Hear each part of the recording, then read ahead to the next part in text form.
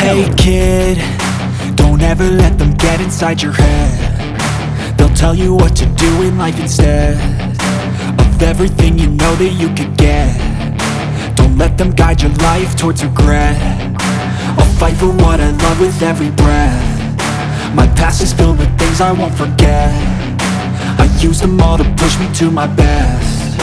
So treat the worst of times just like a test.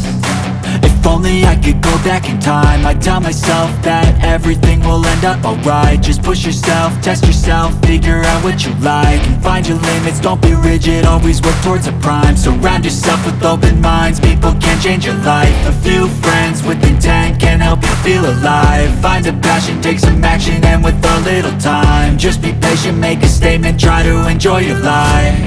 They'll try to kick you while you're down.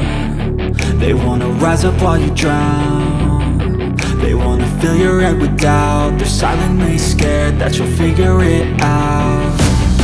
I'll make it look like I'm losing, won't bother hiding my bruises. And when they finally think you're wounded, then it's your chance to be ruthless.